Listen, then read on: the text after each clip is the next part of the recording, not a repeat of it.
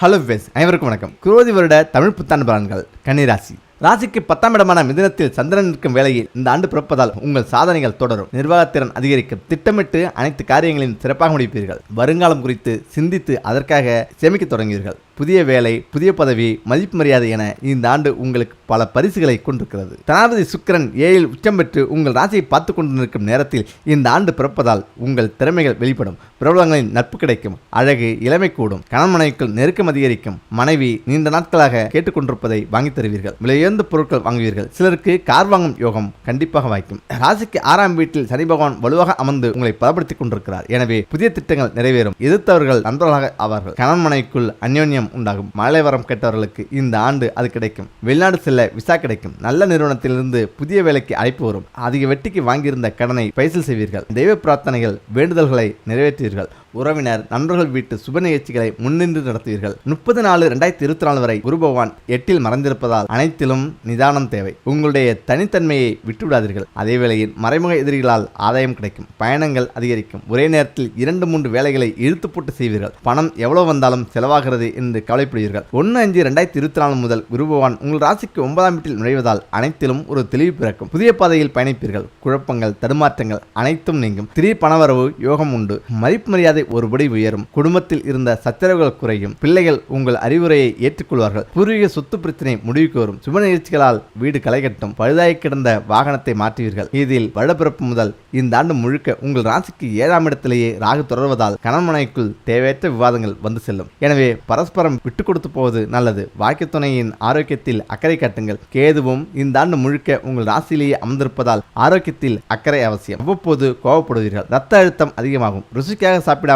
பசிக்காக சாப்பிடுவது நல்லது. ஹார்மோன் பிரச்சனைகள் வர வாய்ப்பு இருக்கிறது. எனவே பச்சைக்கீரை, காய்கனிகளை உணவில் அதிகம் சேர்த்துக் கொள்ளுங்கள். முடிந்தவரை இரவு நேர பயணங்களை தவிர்ப்பது நல்லது. 30/12/2024 முதல் 28/1/2025 வரை உள்ள காலகட்டத்தில் சுக்கிரன் 6இல் மறைவதனால் குடும்பத்தில் சின்ன சின்ன பிரச்சனைகள் அதிகமாகும். நீங்கள் எதை பேசினாலும் அதை எல்லோரும் தவறாக புரிந்து கொள்வார்கள். மின்னணு சாதனங்கள் மாற்ற வேண்டி வரும். பயணங்களின் போது கவனம் தேவை. 31/5/2024 முதல் 11/7/2024 வரை செவ்வாய் உங்கள் ராசிக்கு 8ஆம் வீட்டில் அமர்வதால் இக்காலகட்டத்தில் வாழ்க்கை துணைக்கு ஆரோக்கிய தொடர்பான சிக்கல்கள் உண்டாக வாய்ப்புண்டு. வியாபாரம், தொழில் தந்திரங்களை கற்றுக்கொள்வீர்கள். அனுபவமிக்க பணியாட்களை பணியில் அமர்த்துவீர்கள். புதிய வாடிக்கையாளர்கள் கிடைப்பார்கள். வைகாசி, ஆவணி, புரட்டாசி, மார்கழி மாதங்களில் வியாபாரம் அதிகரிக்கும். பெரிய நிறுவனத்துடன் புது ஒப்பந்தம் செய்வீர்கள். உணவு, சிமெண்ட், கல்விக்கூடங்களால் ஆதாயமடைவீர்கள். இதில் உத்தியோகத்தில் தேவையில்லாத அச்ச உணர்வு வந்து போகும். சக ஊழியர்களால் உதவிகள் உண்டு. பணி சுமை அதிகரித்த வண்ணம் இருக்கும். என்றாலும் உழைப்புக்கேற்ற உயர்வு உண்டு. சித்திரை, வைகாசி மாதங்களில் எதிர்பார்த்த சலுகைகள் கிடைக்கும். சம்பள பாக்கி கைக்கு வரும். வீட்டில் தரித்திரத்தை தவிர்க்க செல்வ செழிப்போடு வாழ இவற்றை அவசியம் கடைபிடிக்க வேண்டும். குறிப்பாக பெண்கள். ஒருவருக்கு பணம் கொடுக்க வேண்டும் என்றால் வாசற்படியில் நின்று கொண்டு பணம் கொடுக்கக்கூடாது. கொடுப்பவரும் வாங்குபவரும் வாசல்படிக்கு உள்ளே இருந்து கொடுக்க அல்லது வாங்க வேண்டும். செல்வம் நிலைக்க, விருத்தி அடைய பணம் கொடுக்கல் வாங்கல் செவ்வாய்க்கிழமை செவ்வாய் ஓரையில் நடப்பது உத்தமம். கொடுப்பவருக்கு பணம் திரும்ப கிடைக்கும். வாங்குபவரால் பணத்தை திரும்ப கொடுக்க இயலும். திரும்ப கொடுப்பதும் செவ்வாய் ஓரையில் நடப்பது சிரேஷ்டம். வாசற்படி, ஊரல், ஆட்டுக்கள், அம்மி இவைகளில் உட்காரக்கூடாது. இரவு நேரங்களில் பால், மோர், தயிர், தண்ணீர் அடுத்தவர்கள் எடுத்து செல்ல அனுமதிக்கக்கூடாது. எரியும் குத்து விளக்கை தானாக அணையவிடக்கூடாது. ஊதியும் அணைக்கக்கூடாது. புஷ்பத்தினால் அணைக்க வேண்டும். வீட்டில் யாரையும் சனியனே என்று திட்டக்கூடாது. எழவு என்றும் கூறக்கூடாது. அதிகமாக கிழிந்த துணிகளை உடுத்தக்கூடாது. துணிமணிகளை உடுத்திக்கொண்டே தைக்கக்கூடாது. உப்பை தரையில் சிந்தக்கூடாது. அரிசியை கழுவும் போது தரையில் சிந்தக்கூடாது.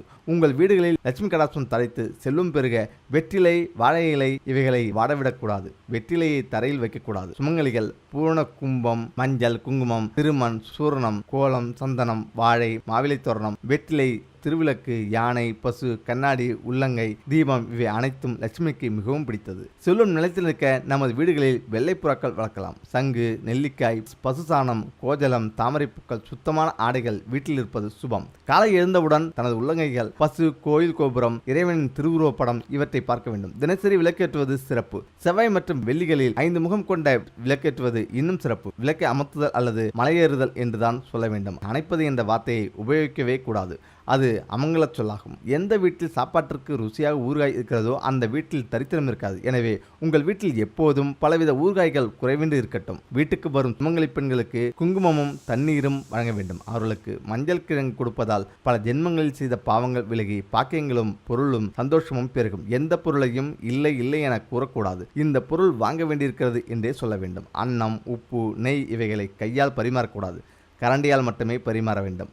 கையால் பரிமாறப்பட்ட அன்னம், உப்பு, நெய் இவை மாமிசத்துக்கு சமம். பெண்கள் வளையல் அணையாமல் எதையும் பரிமாறக்கூடாது. அமாவாசை என்று எண்ணெய் தேய்த்து குளிக்கக்கூடாது. வெள்ளிக்கிழமை உப்பு வாங்கினால் நன்மை உண்டாகும். இரவில் வீட்டை பெருக்கினால் குப்பை வெளியே கொட்டக்கூடாது. வீட்டில் தூசி, ஒட்டடை சேரவிடாது. அடைச்சல்கள் இன்றி சுத்தமாக இருப்பது அவசியம். கோலமிட்ட வீட்டில் திருமகள் தங்குவாள். வீட்டு வாசலில் கோலமிடுவது அவசியம். பிளாட்களில் வசிப்பவர்கள் தங்கள் மெயின் டோர் வாசலில் கோலம் வரையலாம். சாம்பிராணி உள்ளிட்ட நறுமணப் பொருட்களை அடிக்கடி வீட்டில் உபயோகிக்க வேண்டும். ஈரத்துணி அணிந்து பூஜை செய்யக்கூடாது. பெண்கள் மூக்குத்தி, வளையல், மெட்டி இவைகள் அணியாமல் இருக்கக்கூடாது. தங்கம் எனப்படும் சொர்ணம் மகாலட்சுமி அம்சம் என்பதால் அதை இடுப்பு கீழே பெண்கள் அணியக்கூடாது. பெண்கள் மாதவிடாய் உற்றிருக்கும் சமயம் அவர்களின் நிழல் சுவாமி படங்கள் மீது விழக்கூடாது. விளக்கு வைக்கும் நேரம் வீட்டில் படுத்து உறங்குதல் கூடாது. செல்வ செழிப்போடு வாழ நமது வீட்டில் நமது ஆடைகள், துணிகள் சிதறி கிடக்கக்கூடாது. நாம் பயன்படுத்திய ஆடைகளை ஒரு தனி பெட்டியிலும் புதிய ஆடைகளை இன்னொரு பெட்டியிலும் போட்டு வைப்பது அவசியம். வெள்ளிக்கிழமைகளில் மாலை 5 மணிக்குள் நமது வீட்டை பெருக்கி சுத்தம் செய்து அலசி விட்டுவிட வேண்டும். அலசிய பின்னர் நமது வீட்டு பூஜை அறையில் நெய்யில் தாமரை நூல் தீபம் ஏற்றி வர வேண்டும். அதன் பிறகு 100 கிராம் உப்பு வாங்கி வருவது செல்வ வளத்தை நமது வீட்டிற்கு விரைவாக கொண்டு வரும். ஒருபோதும் இருட்டிய பின்னர் தயிர் சேர்த்த உணவுகளை சாப்பிடக்கூடாது. அப்படி சாப்பிட்டால் எவ்வளவு பெரிய கோடீஸ்வரனாக இருந்தாலும் அவன் வறுமைக்குள் விழுந்து விடுவான். வெள்ளிக்கிழமைகளில் கடையில் எண்ணெய் வாங்கக்கூடாது. இதையெல்லாம் செய்தால் இருக்கிற செல்வம் தங்கும். லட்சுமி தேவி நம் வீடு தேடி ஓடி வருவாள்.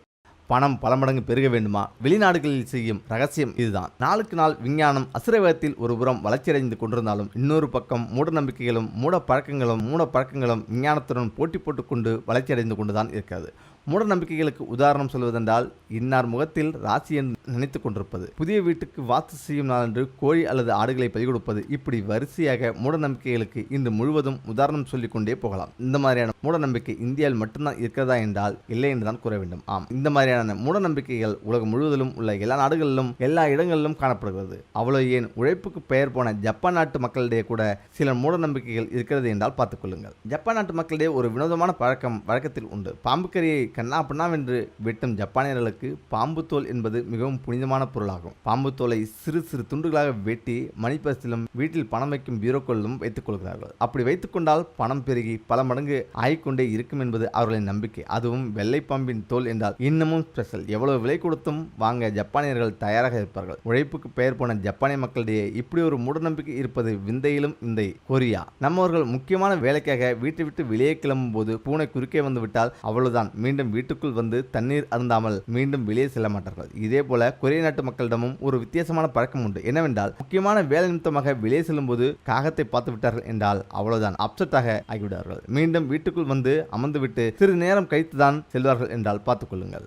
பிரேசில் நாட்டை எடுத்துக்கொண்டால் அங்கு ஒரு வித்தியாசமான பழக்கம் வழக்கத்தில் உண்டு. அங்கே எந்த ஹோட்டலுக்கு சென்று காப்பி அல்லது டீ கேட்டீர்கள் என்றால் கப்பை எடுத்துக்கொண்டு முதலில் அதில் சர்க்கரையை தான் போடுவார்கள். பிறகுதான் தேயிலை தூள், டிகாஷன் மற்றும் பால் சேர்ப்பார்கள். மறந்தும் கூட கப்பில் முதலில் பாலையோ அல்லது டிகாஷனையோ ஊற்ற மாட்டார்கள். காப்பியோ அல்லது டீயோ தயாரிக்கும் போது முதலில் சர்க்கரை போட்டால் பணம் நம்மிடம் வந்து குவியும் என்றும், அவ்வாறு இல்லாமல் இறுதியில் சர்க்கரையை போட்டால் நம்மிடம் இருக்கும் எல்லா பணமும் நம்மை விட்டு போய் நாம் ஏழைகள் ஆகிவிடுவோம் என்பதும் அங்கே காலங்காலமாக வழக்கத்தில் இருந்து வரும் ஒரு நம்பிக்கையாகும். தெரியாதனமாக அங்கே டீ அல்லது காப்பி தயார் செய்கையில் சர்க்கரை அல்லாமல் வேறு எதையும் போட்டோமானால் அடித்து துவைத்து விடுவார்கள். மெக்சிகோ நம்ம ஊரில் நரிக்கும்பு விற்கும் நரிக்குறவர்களைப் போல மெக்சிகோ நாட்டில் மிகவும் பிரபலமானவர்கள் முயலின் வால் மற்றும் தோல் விற்பவர்கள் ஆவார். காரணம், வீட்டில் முயல் தோலோ அல்லது வாளோ இருந்தால் அவ்வீட்டில் வசிப்பவர்கள் எல்லோருடைய முயற்சிகளும் எந்த தடையும் இல்லாமல் வெற்றியடைந்து சிறப்பாக வாழ்வார்கள் என்பது மெக்சிகோ நாட்டு மக்களின் அசைக்க முடியாத நம்பிக்கையாகும். பணப்பையை பணம் ஏதும் இல்லாமல் யாருக்கும் கொடுக்கக்கூடாது என்றும், அப்படி கொடுத்தால் அந்த பையில் பணம் தங்காது என்பதும் ஹவாய் தீவு மக்களின் நம்பிக்கை.